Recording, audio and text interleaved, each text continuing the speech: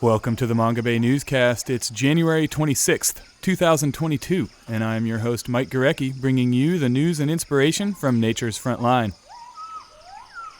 Today we review how the world's forests fared in 2021 and take a look at the major forests and conservation storylines to watch in 2022. The UN's Food and Agriculture Organization says that global deforestation rates have been trending downward since the 1990s, but we're still losing and degrading forests at an unsustainable pace. We don't have comprehensive data for 2021 yet, but in 2020, planet Earth lost an area of tree cover larger than the United Kingdom, including more than 4.2 million hectares or more than 10 million acres of primary tropical forests, per data released by the University of Maryland. But we've also seen some positive trends over the past few years, from growing recognition of the vital importance of indigenous traditional knowledge and stewardship for forest conservation to increasing efforts to protect and restore forests around the globe as a means of combating climate change. Mongabay founder and CEO Rhett Butler joins us today to discuss the year that was and the year upcoming. He tells us about the major trends in forest conservation coming out of last year, what to watch for this year, and fills us in on Mongabay's plans to expand its coverage in 2022. We also speak with Swati Hingorani, a senior program officer at the International Union for the Conservation of Nature and the Global Coordinator for the Bonn Challenge Secretariat, which is housed at the IUCN. Hingorani tells us about the Bonn Challenge's newly revamped and relaunched Restoration Barometer and how it tracks ecosystem restoration progress being made by countries around the world. She also tells us about the general trends in forest and ecosystem restoration and why restoration is so important to building a sustainable future for all life on this planet. Overall, the trend that we're seeing is very positive. We're seeing a deeper and greater understanding of ecosystem restoration as the right approach to follow, as opposed to ad hoc plantations.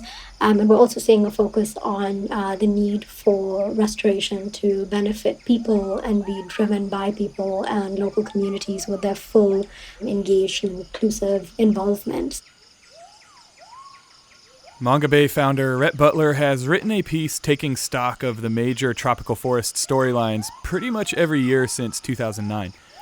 This year, he noted that tropical forests made headlines around the globe in 2021, more so than in other years, due largely to increasing recognition of the important role forests play in addressing climate change and biodiversity loss.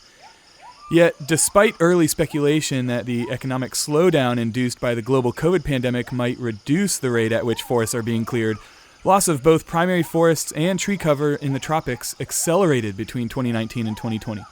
Here he is to tell us more about how tropical forests fared in 2021.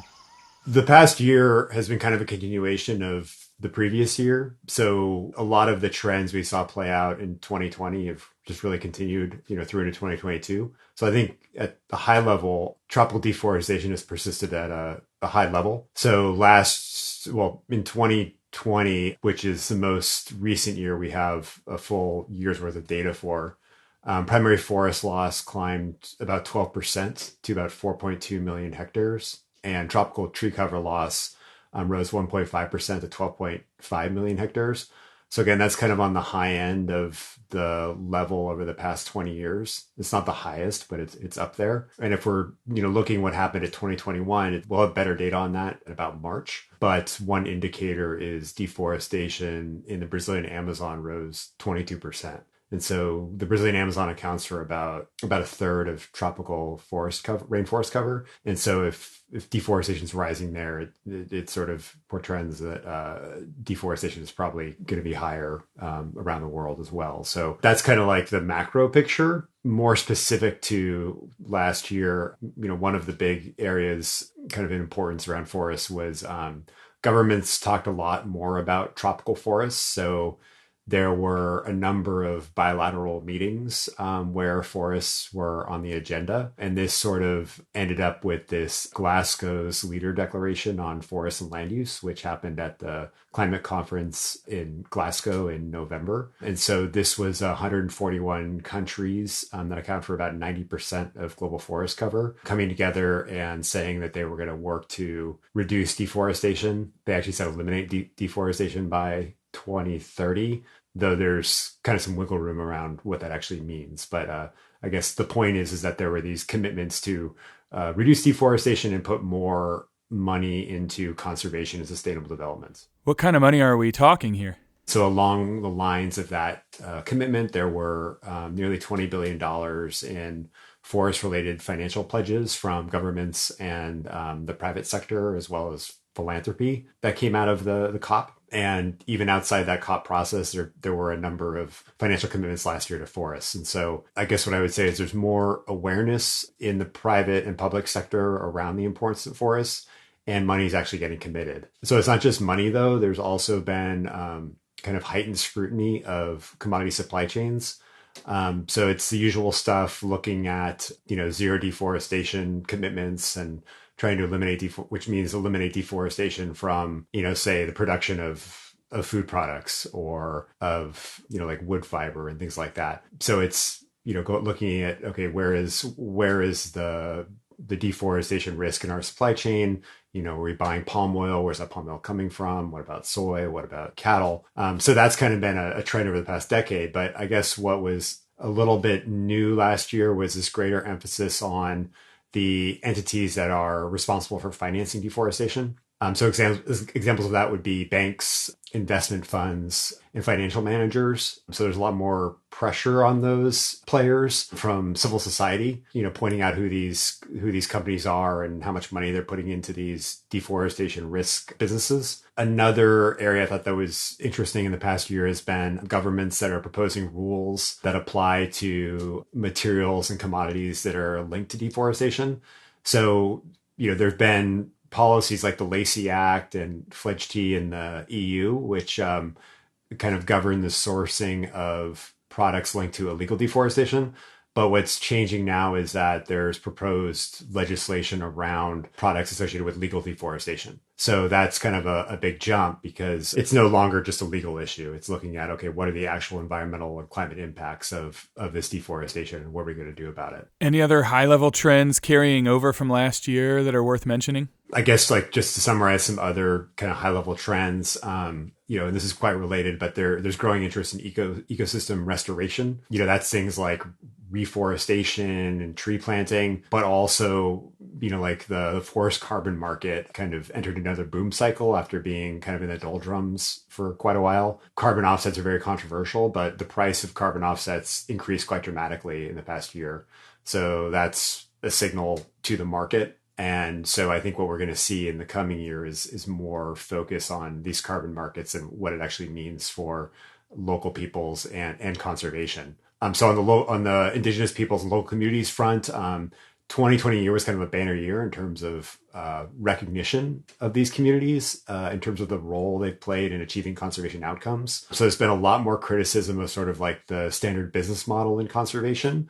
So looking at like the colonial legacy of the conservation sector.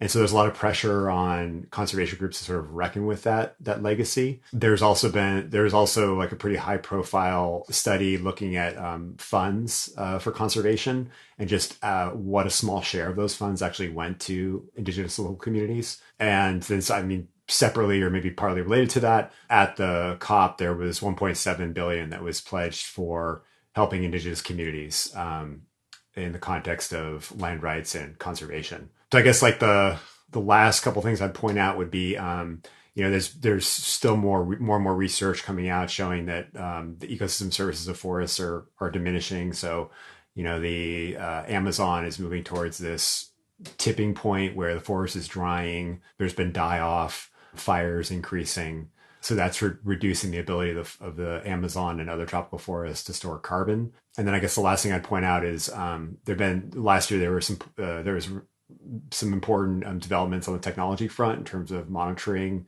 changes in forests. And so the big one I would point to is this new system on Global Forest Watch, which uses radar data for deforestation alerts. And the reason that's important is that radar can penetrate cloud cover and smoke. So it allows the detection of deforestation that's happening that would otherwise be obscured by satellites. So that's kind of like a laundry list of some of the key developments for the past year for tropical forests. You mentioned deforestation in the Amazon. What were the main drivers of that last year?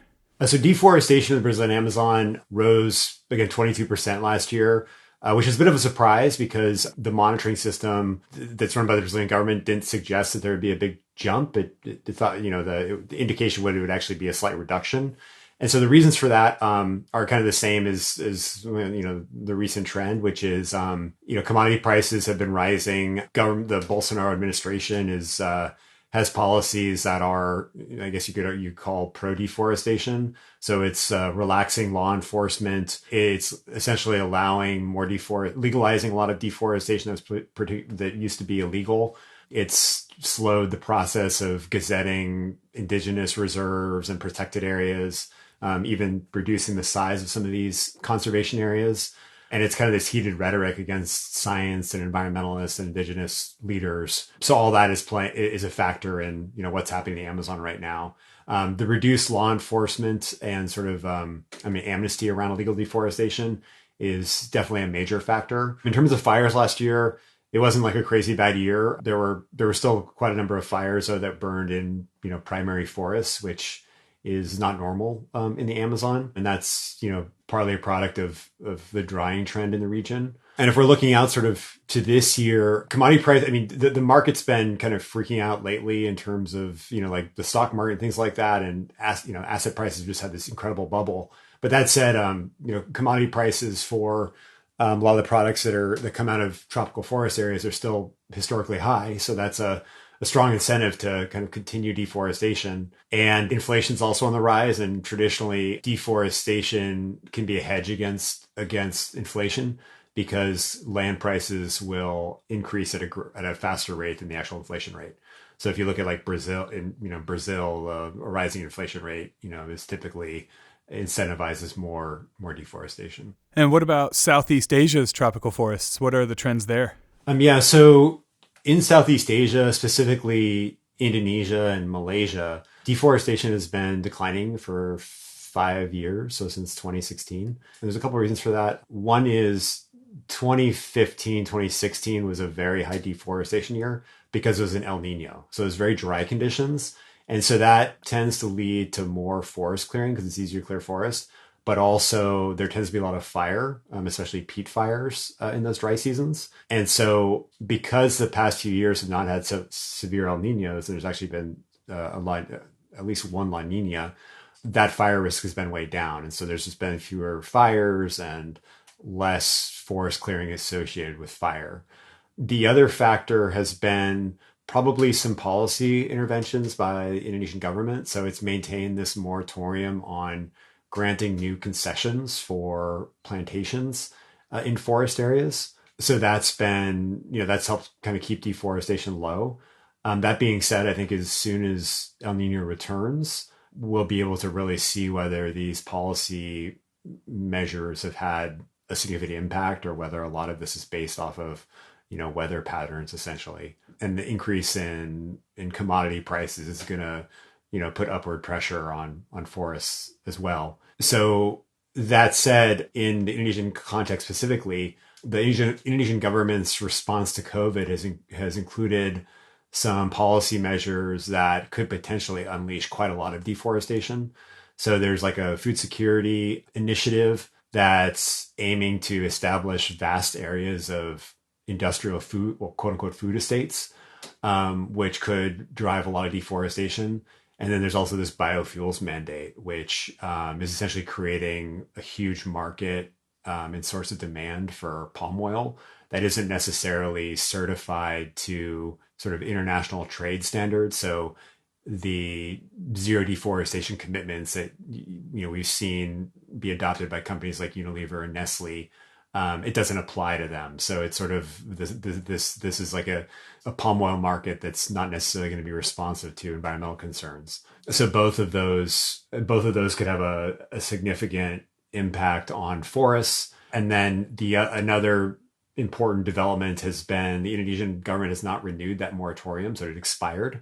So that's that's obviously a concern to people who are worried about deforestation. Another thing to watch is the federal government of Indonesia decided to move its capital to Borneo. And there's an expectation that will drive a lot of deforestation around that new capital. So these are all things that could that could sort of end that declining deforestation trend that we've seen over the past 5 years and really push it higher. If we step back from Indonesia and Malaysia, look more at mainland Southeast Asia. So Cambodia continues to have a really high deforestation rate, and it's just been staggering to see how much forest loss has occurred in Cambodia over the past 20 years. If you look at like Global Forest Watch and just play the deforestation sort of visualization, it's incredible. So that's that trend has continued, and the recent moves by the Cambodian government don't instill much confidence that that trend is going to reverse anytime soon.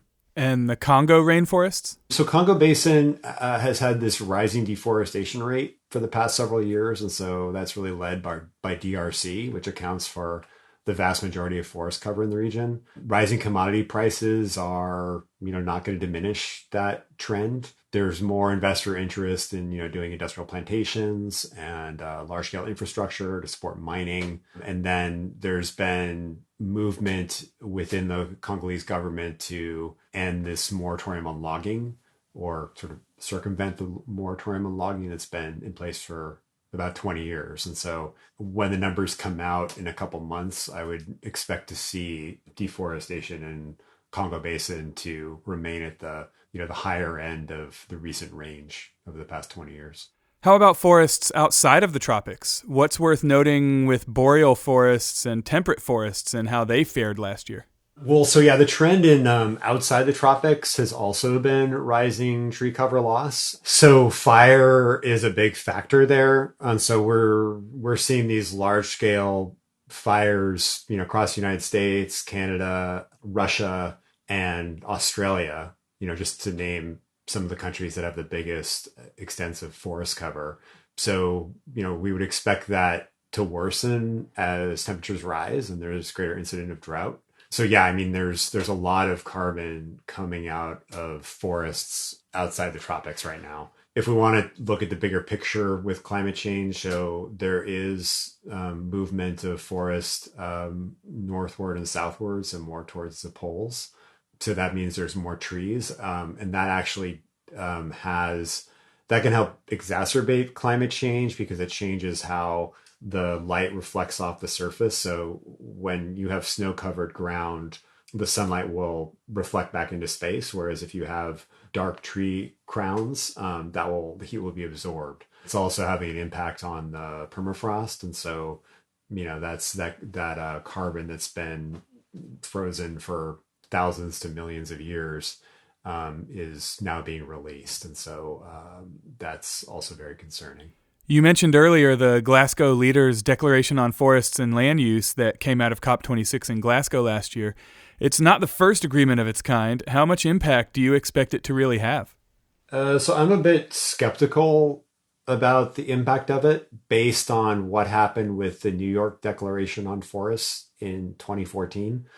So that declaration, which included a smaller number of countries, but also included companies and some NGOs and some subnational entities, pledged to have deforestation by 2020 and eliminated by 2030. But deforestation has actually risen quite significantly since 2014, 2015. So it's from that metric alone, it's been a complete failure. That said, I think it laid the groundwork for reforming the sector, but we just haven't seen the actual ramifications of that on the ground. So, that's one thing to think about. The other is that once the Glasgow announcement came out, one of the signatories, Indonesia, which obviously accounts for a lot of tropical forest cover, the minister of environment and forestry there came out on Twitter and said that the agreement isn't a zero deforestation commitment,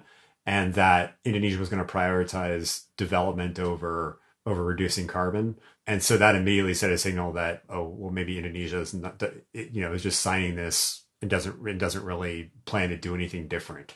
So I guess I would say I'm not super optimistic that this is kind of a watershed moment for forests. That being said, it could be. I hope I'm wrong.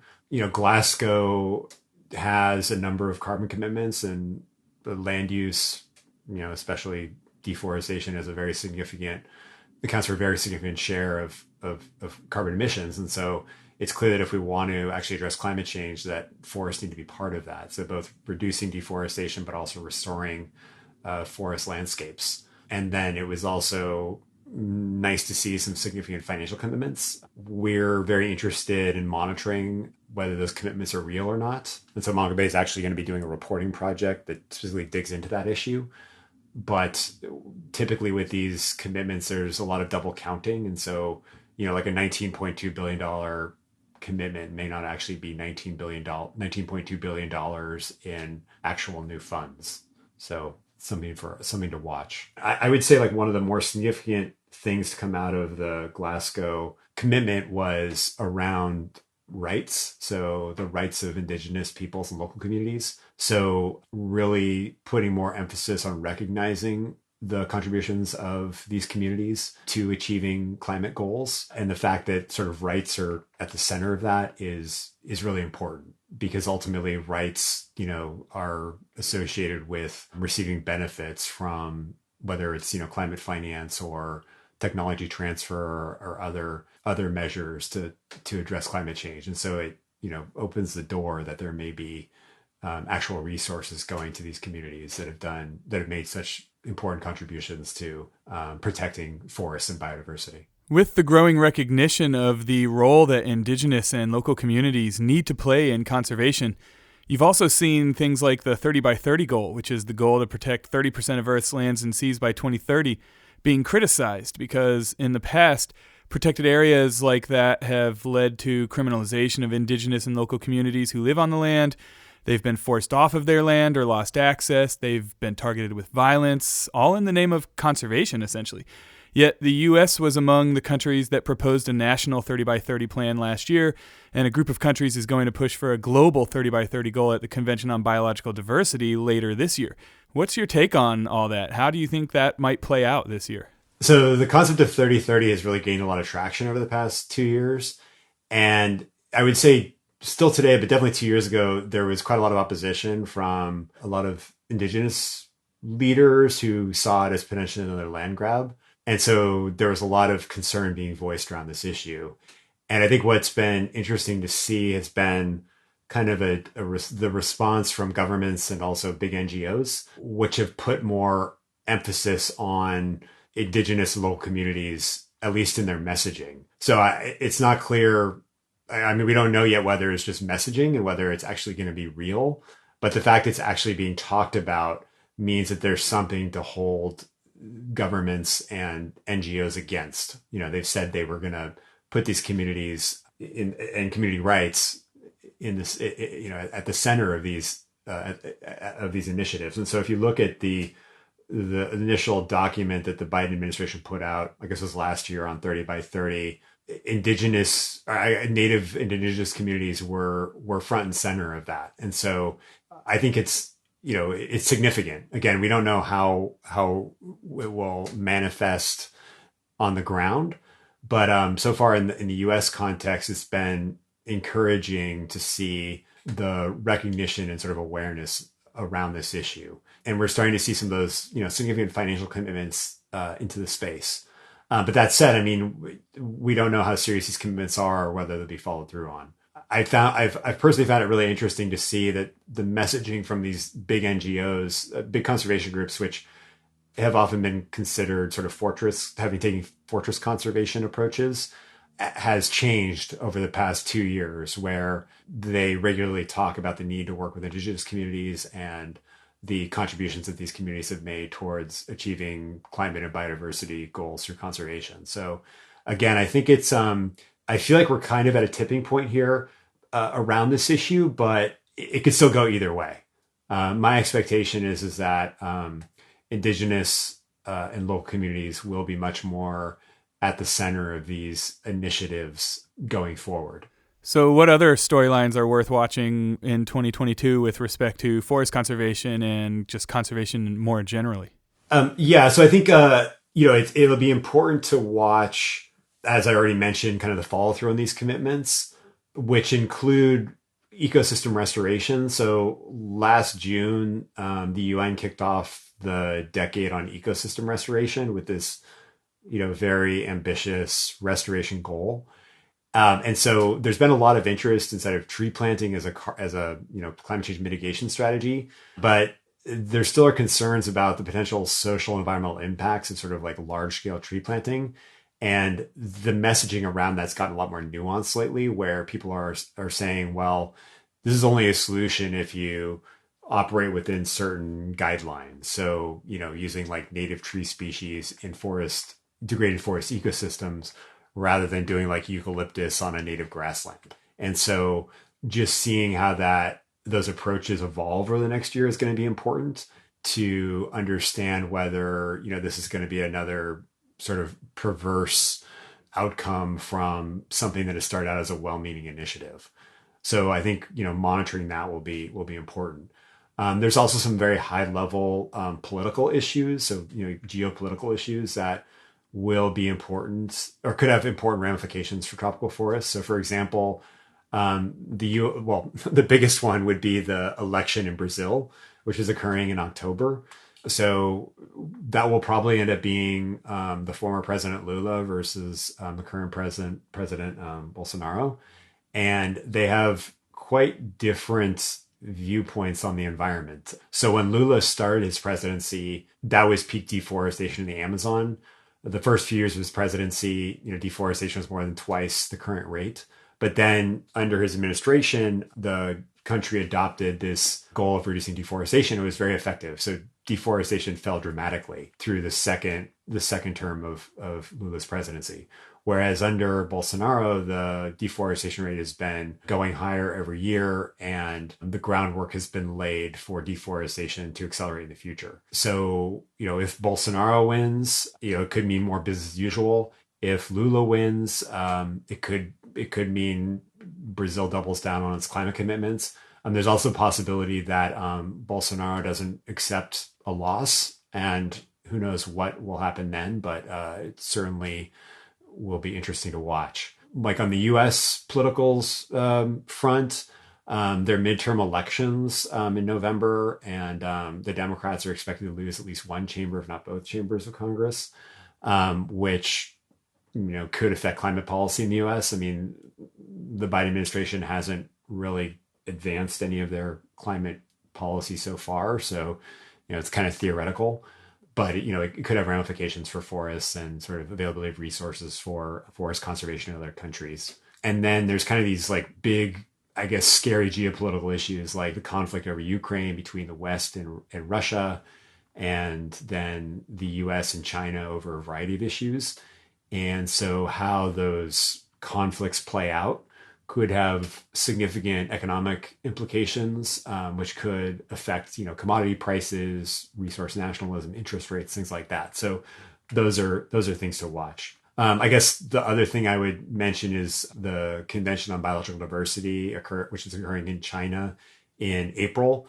So this is a meeting that's been postponed a few times, and there was the first half of the meeting actually occurred last year. I think it was in October, which sort of laid the groundwork for this meeting that's supposed to occur in April, and that will establish the post 2020 framework for biodiversity conservation, which obviously has significant implications for forests. And that April meeting of the CBD is where a group of countries will be pushing for a global 30 by 30 goal, right? Yes. So I think there's more sort of combining biodiversity goals with climate goals. So seeing, like nature conservation as a critical part of reducing emissions. That seems like a good thing, no? Yeah, I think so. Yeah. I mean, it broadens the tent, right? It creates, it makes conservation relevant to more people and makes climate change relevant to more people. Because there may be some people who aren't too concerned about climate, but they like having access. That maybe they're they like access to nature, whereas other people are very concerned about climate, but they don't really think too much about ecosystems. It seems like that's almost been a general trend in conservation over the past several years, that we've been coming to see many of these environmental crises we're facing as being deeply intertwined And even more broadly, you have something like the One Health movement that's trying to deal with human health and planetary health or environmental health as being really interlinked. The COVID pandemic has certainly helped open a lot of eyes, I think, to how environmental destruction of our planet can lead to poor outcomes for human health. Do you expect that trend to continue, this like sort of consolidation of environmental movements? Yeah, I think kind of the trend of sort of broadening the conservation tent, it will continue. I think the pandemic has played a really important part there. So the whole idea of One Health, where, like a healthy planet or healthy people depend on a healthy planet. So I think like in terms of tropical forest specifically, there's certainly like a One Health aspect where, if you have forest degradation, you have more interaction with potential disease vectors, which can then, break out of the system and then cross over to humans. You have, industrial agriculture, concentration of livestock, which leads to more zoonotic diseases. So there's that component. I think there's also there's a lot more research looking at sort of like the multifaceted nature of degradation. So for example, pirate fishing off of West Africa has reduced the ability of local people to catch fish to feed their families. And so what's the response to that? Well, there's more bushmeat hunting. In order to hunt bushmeat, communities will start fires, and so that will degrade the forest. And so once you lose the forest and you lose sort of the higher level predators, you see more rodents, like a boom, like a explosion of the population of rodents. And so rodents are disease vectors for pathogens that live, that live on fleas, that live on rodents. So then there's more spread to humans, and so you get more disease transfer. So things like that, where people are looking at sort of the whole system as being interconnected. Another area that I think is really interesting is the science around forests beyond just carbon. So, the focus on forests for the past 15 years has really been around carbon, but in the past few years has been more and more research into sort of the water services afforded by forests.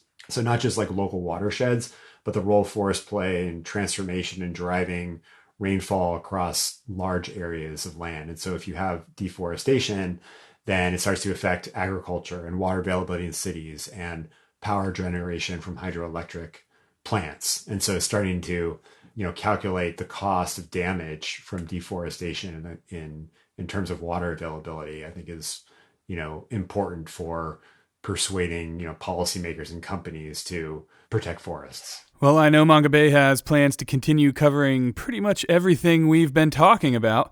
And you've already mentioned one new reporting project Mongabay is launching this year. Tell us about the year in review for Mongabay in 2021 and what else is coming up this year. Sure. So 2021 was another busy year for Mongabay. So we ended up publishing around 5,000 stories in 6 languages, which covered about 110 countries. We had about 54 million users on our website last year, including someone from every country on Earth. And collectively, those visitors spent more than 16 million hours on the site, which is 121% more than last year. So we saw we actually had a reduction in overall traffic to the website. And part of that was because with the pandemic, there was this like crazy spike in traffic from the first sort of lockdowns when the pandemic began, and people like were at home and just, I guess, spending a ton of time on the internet. And so we had a drop in traffic last year, but the total amount of time people spent on the site actually increased. So people spent a lot more time on average on our content. So that suggests we had higher quality engagement last year, which is obviously very important. We also grew last year. So we added, our staff grew by I think it was about 22%. So we're now nearing 70 staff in about 20 countries. And most of this expansion happened within the Mongabay India team, which launched a Hindi initiative in late 2020. We also expanded into French last year. And the main goal is to improve our coverage in West and Central Africa with French. But the secondary goal would be to reach more decision makers in the EU. And so adding this French capacity has been really useful in terms of being able to work with new contributors who we weren't previously able to work with in West and Central Africa because of the language barrier. So previously we weren't able to commission original French reporting because we just didn't have that capacity on staff, but now we do. So I think that's very exciting. Another area where we expanded last year is we created a dedicated team focused on issues at the intersection of nature and Indigenous peoples and local communities. We also, for the first time, started to invest in marketing for Mongabay. So being able to tell our own story. So, what we do, but also the impact of our work. And so I think that's really important for the sustainability of the organization in terms of being able to have more people support our work. So between our reporting and even our podcast, and also just telling our story better to institutional funders as well. I guess like some of the tools we reached, or some of the new things we rolled out last year. One of the things was this Reforestation App, which is a tree planting transparency tool that aggregates information on tree planting projects from around the world. So right now it's in alpha, but we expect to make a lot of improvements to the platform this year. So going beyond the 400 or so projects that are currently in it to a much larger array of reforestation initiatives, but also adding some new functionality. We also built some other databases and have some more in the works for 2022. I don't want to totally reveal what those are yet, but they should be very interesting and useful. We also established some new partnerships last year, which, I think are noteworthy. One of which was this partnership with Now This, which is the most watched mobile news source, at least in English, globally. And so it has a very large millennial audience. And so we've partnered with Now This on their Now This Earth channel, which is around environment-related stories. And so a lot of Mongabay reporting is then being adapted into Now This videos. We also established a partnership with Earth HQ, which is an environmental data dashboard that was launched by the Global Commons Alliance. So Mongabay is providing a story layer for that. So essentially there's a global map which shows a variety of indicators, but then it's overlaid with Mongabay stories that are then geotagged. So, if there's like oil spill in Ghana or, deforestation in the Amazon. So we're providing sort of that local level context on this, global map. So I think those are kind of like the main things I would highlight. We had some we did a number of investigations on a wide range of issues as we always do. We had some interesting impacts. So I guess, this was on a podcast a few weeks ago, but one was this reporting by John Cannon about this carbon deal in Sabah, Malaysia, which was pretty controversial. So Mongabay broke the story on this, and there's been a whole lot of reporting around it since then. But essentially, it was a company that didn't have a lot of experience in this space, which got 100 years worth of carbon rights to a state forest, and there wasn't much consultation with local communities. So, the Mongabay investigation ended up, prompting a whole bunch of activity around that. Like Rhett said, we covered this story on an episode of the newscast last December. Check the show notes for a link to that episode. We had another story that reported on this gold mine in Guinea. And right before our story came out, news of it leaked in the financial press. And when it leaked, the price of the company that was running the mine fell by about a third. So it's about $150 million in market cap it lost because the investigation revealed that the mining concession was in a protected area. A bunch of other impacts. I think that's all highlight for right now. But, the point is that we do try to track the impacts of our reporting. In terms of where we're headed this year, so we're going to continue to have a big focus on the intersection of Indigenous and local communities and conservation. So that's looking at the rights aspect. It's looking at like the impact of extractive industries. It's looking at Indigenous-led conservation solutions. Another priority area for us this year is looking at quote-unquote nature-based solutions. So that's everything from conservation to agroecology to some concepts that I guess the environmental credentials of which are more questionable.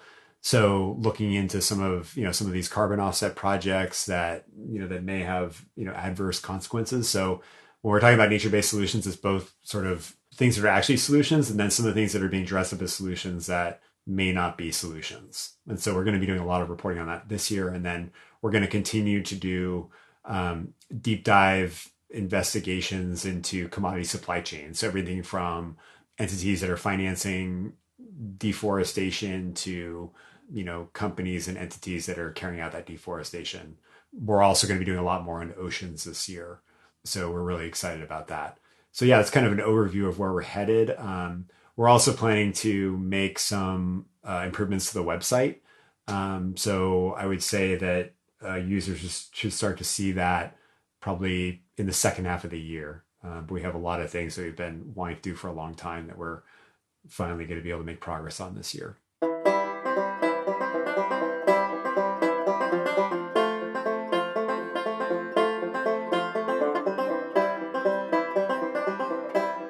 As Rhett mentioned, ecosystem restoration is increasingly recognized as an important means of combating a number of environmental crises like climate change and biodiversity loss. So much so that the present decade has been declared the UN Decade on Ecosystem Restoration. Dozens of countries around the world are pledging to restore forests and other ecosystems as part of their commitments under the Paris Climate Agreement and other mechanisms like the Bonn Challenge. But while it's easy to make pledges, it is much more difficult to honor those pledges. And, as it turns out, it's quite difficult to even track the progress countries are making towards honoring those pledges. The Bonn Challenge has just relaunched its tracking platform, previously known as the Bonn Challenge Barometer, and Swati Hingorani is here to tell us all about it. But first, I asked her just to fill us in on the basics of what the Bonn Challenge is and what its goals are for those who aren't familiar. The Bonn Challenge was launched in 2011 by IUCN and the government of Germany to create ambition for a global restoration movement. And the goal of the Bonn Challenge is to bring 150 million hectares of degraded and deforested landscapes into restoration by 2020 and 350 million hectares by 2030. And so far, we have over 210 million hectares pledged. So we want to hear all about the Bonn Challenge's tracking initiative, of course, but could you tell us a bit first about the challenges of tracking restoration being done by countries all around the globe? Yeah, sure. So IUCN started trying to fill this gap in reporting in 2016 with the development of the barometer. And I think a couple of the challenges that you face are the time scale. So restoration that is ecologically sustainable and rooted in the principles of ecosystem restoration, it takes a lot of time. So you may start restoration in year one and you might not see the flow of goods and services and all the benefits until a few years later.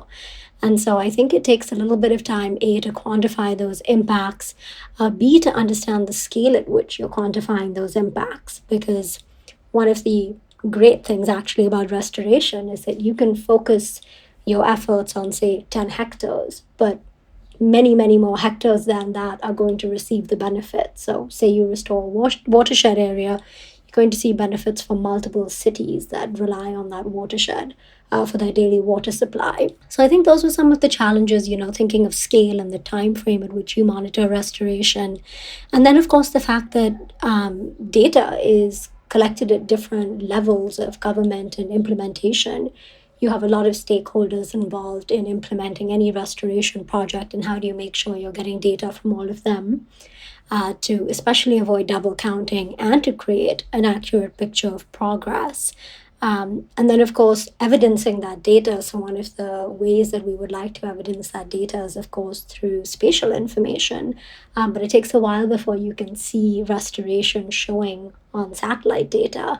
And so those were a couple of the gaps that we were trying to fill. And I would also say that one really key gap or challenge is the fact that there are so many goals and so many commitments, and how do you streamline that reporting? Because governments have limited capacity, of course, with the amount of implementation they need to focus on. So how do you make reporting easy and streamlined for them to do? I know you were planning on relaunching the Bonn Challenge Barometer this year. Has that already happened? Yeah, so when we started out in 2016, we have a great subset of countries. Over 61 countries have pledged to the Bonn Challenge. And so we wanted to work with them to create a restoration monitoring protocol that was responsive to their needs. And so initially, yes, the barometer was focused on forest landscapes. And then last year, we completed its applicability to all terrestrial ecosystem types, including coastal and inland waters. And this year, we'll be finalizing its expansions to 15 meters into the water, reaching up to shallow reefs. And yeah, so it's already been launched. We already have countries that are reporting on multiple ecosystem types, like Bangladesh is reporting on 6 ecosystem types in 2022. The Bonn Challenge and Bonn Challenge pledges still remain a major focus of the barometer, and we will be using the barometer to regularly update the progress of Bonn Challenge commitments, including with a update on hectares under restoration later this year. COVID pending. With the relaunch, it's now just called the Restoration Barometer, right? Yep, it's called the Restoration Barometer, and it is responsive to restoration commitments made across all terrestrial ecosystems, and that also helps align it with more recent global goals like the UN Decade on Ecosystem Restoration. Run us through the basics of how the Restoration Barometer works and how it tracks restoration progress. Okay, so the barometer has 2 dimensions. We look at actions, which is what are the actions taken by governments to create an enabling environment for restoration. And then we look at the impact. So what are the tangible benefits of restoration? And each of these dimensions has 4 indicators under it. So in total, the barometer has 8 indicators. And when you fill out information for these 8 indicators, we're able to build a comprehensive picture of a country's progress on restoration targets. And it's based on the core principles of flexibility and inclusivity. And so we encourage countries to use it, even if they're not able to report on all 8 indicators right when they start with us. So under the action dimension, we have 4 indicators. So first we look at the policies and the institutional arrangements that are put into place to advance, incentivize, and trigger restoration. Then we look at what technical planning was undertaken to determine where, how, and with whom restoration should take place. Then we look at the funding that was channeled into restoration by governments, companies, international donors, and other entities. And then we take a quick look at what are the monitoring systems already in place in a country to track restoration progress. So once we've had a chance to really dig into how countries have planned and funded their restoration efforts, we're able to start looking at the actual impact. So like I said, to estimate the tangible benefits of what they've been doing. And so again, we look at 4 things. 1, we look at the area of land in hectares where the functionality, so that's the ability of the land to provide ecosystem goods and services, has been improved by restoration. And so a key distinction here is that it's not only the area of direct intervention. I referenced this earlier with my example of how a watershed benefits a larger area. Then we look at the climate and how much carbon has been sequestered via restoration. And then we look at the biodiversity benefits, specifically, how there's been new or improved habitats created and how critical species are benefited via this. And then we look at the economic benefits, particularly the number of jobs created for people. So what's new in this newly relaunched barometer? So as I mentioned, it's now applicable to all terrestrial ecosystem types. We ran a really interesting exercise last year to develop the typology I referenced. We brought in experts from all around the world who have worked very specifically with implementing restoration commitments and helped figure out, what is that roadmap, that blueprint for restoration across all terrestrial ecosystem types. So that's been really key and very exciting. It's also available for use by other organizations and other projects. Then on our economy indicator, we made it more gender inclusive. So it's now inclusive of all genders. And we worked with the International Labour Organization to bring in additional safeguards against child labor being reported as jobs. The biodiversity indicator was also more streamlined. It now looks very, very specifically at the benefits to critical species and habitats and key interventions like creating corridors. And then overall, I would say we're coming up with a new streamlined portal, which will make it a lot easier for governments to report. And we're also creating a lot more capacity development materials and modules for governments. And then lastly, we are starting to engage with the private sector to understand what their reporting needs are for restoration and to see if and how the barometer can fill that gap. And there's a lot of other great monitoring tools out there. And so we're working very closely with them to ensure that the barometer sort of is fitting into this puzzle of restoration systems out there, and that we're facilitating data sharing and exchange among all of our systems and tools. How many countries are actually using the Restoration Barometer right now? 21 at the moment. It's a number that goes up every couple of days, but as of January 25th, 21 countries. We have another 40 countries that have expressed their interest and willingness to use the barometer. So we're working to get them all on board. And so is this all countries self-reporting their progress, or is there a system in place where you guys go in and ground truth their reporting on your own end? Yeah, so we have a couple systems in place for validating data. We don't ground truth, but we do a couple of other things. So under each indicator, we ask for sources of information, and we ask how that information was collected. So, for example, the technical planning indicator or the policies and institution arrangements, we need to see that multiple ministries were involved in the design of policies in order for them to be successful. For technical planning, we need evidence that local communities and other stakeholders were engaged in figuring out where and how to restore. And so when governments provide this information to us, they need to substantiate it. And when they substantiate the information, they also self-assess the quality of their data. So we have 3 tiers, and we give them a decision-making tree that helps them look at the data that they have and then say, okay, I was able to provide, these sources and links to X, Y, and Z reporting, and therefore my data is tier 2 or tier 3. And then for the area of land indicator, which is indicator 5, we also ask for spatial data, and we also give countries avenues through which they can access or develop their spatial data capacity if it's not already present. Can you tell us a little more about how remote sensing data or satellite data is being used by the countries? So a lot of countries use that for their internal tracking as well. And then they would upload it to the barometer. That's actually a new feature that we're bringing in with the current portal. So far, countries would have sent us maps of how they determined where and how to restore and screen grabs of their spatial data progress. And now there'll be the ability for them to actually upload it into the portal and for us to analyze it and play with it a little bit. Here on the Mongabay Newscast, we've featured a lot of bioacoustic research and recordings. So I'm just curious if you know of any countries that are using bioacoustics to monitor their restoration progress. So I'm aware of, anecdotal examples. Like I know that for river restoration, they use bioacoustics to see if certain species like dolphins are returning, which would be a measure of the health of an ecosystem. But we haven't seen that with data submitted to the barometer yet. And are countries reporting on what kinds of ecosystem restoration they're doing? So, for instance, if it's a forest, are they reporting on whether it's plantation forestry or natural regeneration or assisted natural regeneration that's being used to restore that forest?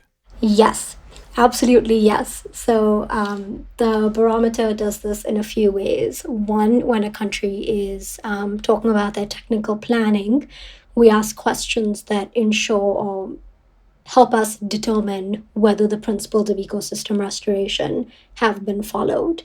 And then when you get to indicator 5, area of land, we have what we call the IUCN Restoration Intervention Typology for terrestrial ecosystems.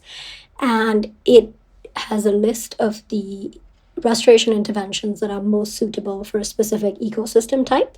And it's divided into different levels of specificity. So we have high-level approaches like natural regeneration or assisted natural regeneration, and then we go right down into the specific actions that you could take within those approaches. And indicator 5 is mandatory for anyone reporting through the barometer, and answering the questions on the kind of restoration that's underway is also mandatory. So we are currently living in the UN Decade on Ecosystem Restoration. Are there any particular trends that are worth watching coming out of last year and heading forward in this year in terms of the global restoration movement? Yeah, I would say we're seeing a very positive response to restoration, to the UN decade, to goals like the Bonn Challenge. I think the pandemic really drove home, the rationale for conservation and restoration. And I think we're also tangibly seeing the effects of the climate crisis. And so we're seeing a lot of enthusiasm and ambition from countries. And more importantly, we're seeing action from them. We're also seeing the private sector get engaged, which I think is incredible.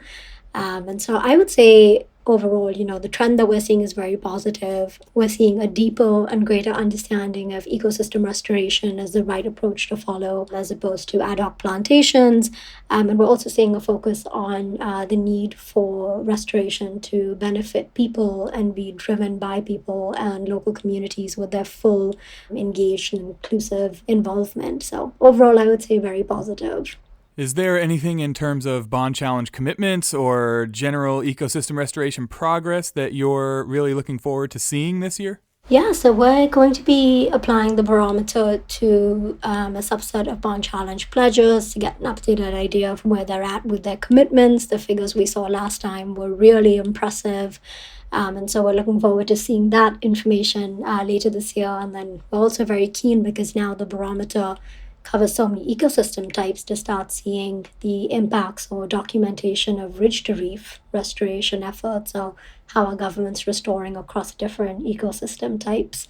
And I think that's one thing that is really key about the barometer, is that it gives you the data you need to unblock implementation hurdles and scale up implementation. And it's also a lot of convincing evidence to facilitate increased funding for restoration. So I think we'll be getting a lot of interesting information out of the barometer this year, but those are the sort of two key outcomes that I'm hoping we'll see through this process of gathering information on where countries are at in their restoration journey. Well, just to wrap up our conversation, would you say something about the importance of making progress at restoring ecosystems, but also about the importance of tracking that progress? And being that it's the UN Decade on Ecosystem Restoration, what makes this decade so crucial for the restoration movement? Yeah, so I think I might repeat myself there for a second, but really the two key reasons for monitoring are figuring out where and how you have roadblocks to implementation, and figuring out how to solve them. So one key element of the barometer is this feedback loop. So countries submit data on their restoration progress, but we're also able to go back to them and say, based on this information that we received, here are areas where we think if you make tweaks or you tackle X and Y, you would see increased action and implementation on the ground. So I think that feedback loop is something that's a really key part of tracking progress that maybe we don't get to talk about enough. And then the second, I did mention this, but restoration requires, especially restoration at the scale of the Bonn Challenge and the UN Decade, requires a lot of funding. And often that funding, it does exist within domestic budgets, but we also need increased financial support for it. And we're only able to get that increased funding when we have evidence to show that restoration is resulting in carbon sequestration, conservation benefits, jobs for people. And the barometer really gives you that bite-sized information that you can take to a donor and you can say, okay, this country was committing to restore these many millions of hectares, and here are specifically who has benefited and how and in what way. And I think that helps make a very compelling case for increased investment into restoration. If you enjoy the Mongabay newscast, we ask that you please help spread the word by telling a friend. That's the best way to help expand our reach and keep the show growing. Another way to help is by becoming a monthly sponsor via our Patreon page at patreon.com/Mongabay. We are a nonprofit news outlet, so just $1 or more per month would really help us offset production costs and hosting fees. So if you're a fan of our audio reports from Nature's Frontline, please head to patreon.com/Mongabay to learn more and support the Mongabay newscast. That's patreon.com/Mongabay. You and your friend can join the listeners who've downloaded the Mongabay newscast more than 250,000 times by subscribing to this podcast wherever you get your podcasts from. Or you can download our app for Apple and Android devices. Just search either App Store for the Mongabay Newscast app to gain fingertip access to all of our new shows and all of our previous episodes. And of course, you can read all of our news and inspiration from Nature's Frontline at mongabay.com. Or if you prefer to keep up with us on social media, follow us at facebook.com/Mongabay or on Twitter and Instagram. Our handle is @Mongabay on both those platforms. Thanks as always for listening to the Mongabay Newscast. I'm your host, Mike Gurecki, signing off. Talk to you again in 2 weeks.